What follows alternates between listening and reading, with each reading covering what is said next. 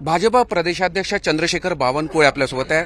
बावनकुळे साहेब, खरं तर आपला आत्मविश्वासाला बळ देणारा सर्व्हे समोर आला आणि आपल्या चेहरा तो सुद्धा खुललेला आहे।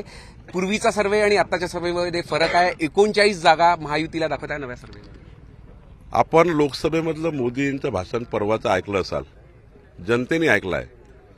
मोदीजींनी विकसित भारताचा संकल्प केला। भारताला तिसरी आर्थिक महासत्ता भारत होईल ही जी गॅरंटी मोदीजींनी देशाला दिली आहे आणि देशाला मोदीजींच्या गॅरंटीवर विश्वास आहे आणि म्हणून जसं असे लोकसभेच्या निवडणुका येतील तसं असं तुम्हाला हे सर्व बदललेला दिसेल आणि मागच्या वेळेपेक्षा जास्त जागा महायुती जिंकेल। खरं तर अजित पवारांना चिन्ह मिळालं, त्यापूर्वी शिवसेनेच्या शिंदे गटाला सुद्धा चिन्ह मिळालं, त्याचा एक फायदा या सर्व्हेमध्ये दिसेल आणि अजित पवारांचं तर कालच घडलं, त्यामुळे अजून फायदा अपेक्षित आहे। किती जागा अपेक्षित आपल्याला? मागच्या वेळेपेक्षा जास्त जागा महायुतीला मिळतील अशी आमची तयारी आहे। आम्ही चाचा अमृत नोनी आर्थो प्लस, ये एक प्रूवन फॉर्मूला है। इसमें मौजूद नोनी फल के गुण और आयुर्वेदिक जड़ी बूटियां शरीर को जरूरी पोषक तत्व देने के साथ साथ हड्डियों और जोड़ों के घिसने, उनमें होने वाले सूजन और दर्द को रोकने में मदद करता है। दर्द मुक्त जीवन के लिए अमृत नोनी आर्थो प्लस करतो आहे। आमचे तीनही नेते बसतील, जागा वाटप करतील, उमेदवार फायनल करतील, पण एक एक जागा जिंकण्याकरता लढणार आहोत।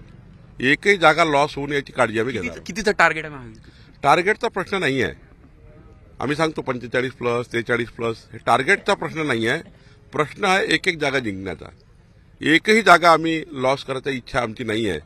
त्यामुळे त्या जागा जिंकण्याकरता काय करावं लागेल, कोणता उमेदवार द्यावा लागेल, कुणाला सीट द्यावी लागेल, आमचे नेते बसतील आणि 100% आम्ही हाच प्रयत्न करू 51% मतं घेऊन जिंकण्याचा। एक प्रचंड अशी चर्चा सुरू आहे। खरं तर आता जसं म्हणे एक एक जागेवर आमचं लक्ष आहे। मुंबईत मनसे आणि भाजपा यांची युती होईल अशी चर्चा आहे। मराठी वोट बँकवर मोठा लक्ष ठेवून आहे। शिवसेनेच्या वोटवर डल्ला मारायचा असेल तर मनसेची गरज आहे। काय प्रतिक्रिया आपली? आतापर्यंत मनसेचा कुठलाही प्रस्ताव भाजपकडे नाही। भाजपकडे कोणत्याही युतीची चर्चा नाही, केंद्रातही नाही, राज्यातही नाही आहे। राहिला प्रश्न मराठी वोट बँक वगैरे, आता कुणाची काही वोट बँक नसतं। कुठलंही मत जेव्हा व्यक्ती येतो त्याचं स्वतंत्र मत असतं, कुणाचे मत कुणाला बांधील नाही आहे। पण हे नक्की आहे, मोदीजींना मत द्यायला सर्वच तयार आहे। त्यामुळे आम्हाला विभाजन करणे, हे करणे, ते करणे याची गरज पडणार नाही। आम्ही चांगले उमेदवार देऊ।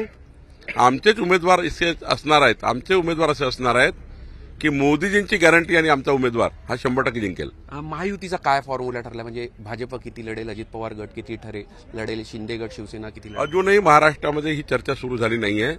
आमचे तिन्ही नेते बसतील आणि चर्चा करतील।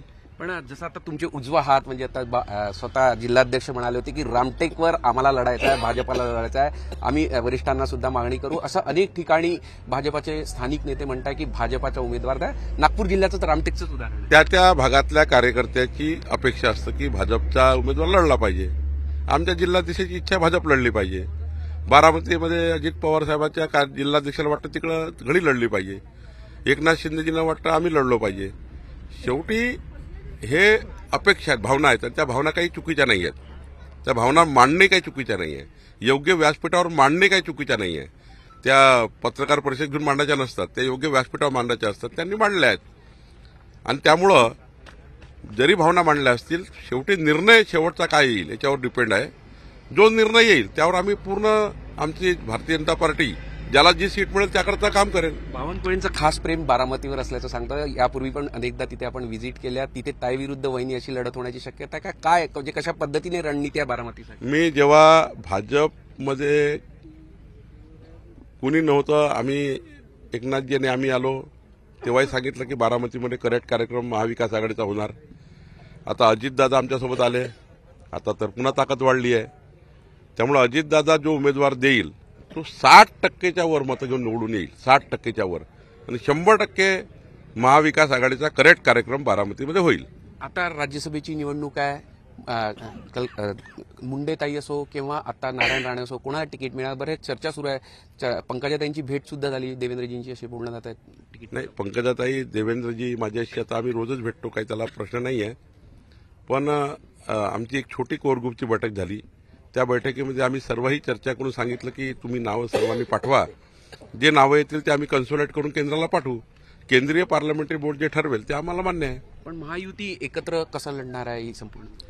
3 तर भाजपच्या निवडून येतील, तेवढं बहुमत आमच्याकडे आहे। एक अजितदादाकडे निवडून येईल असं बहुमत आहे।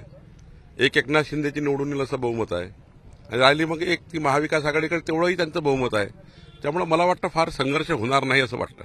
अखेरचा प्रश्न, गाव चलो अभियानाला आज म्हणजे पूर्ण काटोल तालुक्यात असो प्रचंड असा प्रतिसाद मिळाला. किती मोठ्या प्रमाणात हे संपूर्ण अभियान राबवण्यात येत आहे आणि पुढचा टप्पा कसा राहणार आहे? 50,000 प्रवासी कार्यकर्ते गाव चलोमध्ये अभियान निघाले आहेत.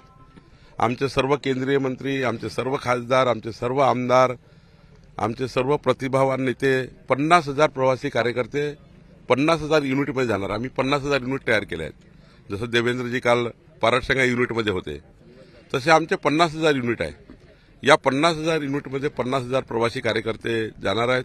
मी स्वतः परवा अजून वडोदा येथे जाणार आहे. मी 11 तारखेला साऊर अमरावतीमध्ये जाणार आहे मुक्कामी. त्यामुळं गाव चलो अभियानामध्ये आमचा जो गावाचा कनेक्ट आहे तो आम्ही गावाचा कनेक्ट कायम ठेवलेला आहे. आणि मोदीजींचं पत्रक जेव्हा घेऊन जातो आम्ही, तेव्हा तुम्ही बघितलं पारडशिंग्यामध्ये मोदी मोदी मोदी करत करत लोकांनी आम्हाला पाठिंबा दिला आहे. प्रत्येक गावात हीच परिस्थिती आहे. गावाच्या समस्याही लोकांनी सांगितल्या आहे, त्या समस्याही सोडवणं आमची जबाबदारी आहे. त्यामुळं एकीकडे 50,000 युनिटमध्ये आम्ही लोकसभेमध्ये एका लोकसभेचा विचार केला, 3.5 लक्ष घरी आम्ही जाणार आहोत एका लोकसभेत.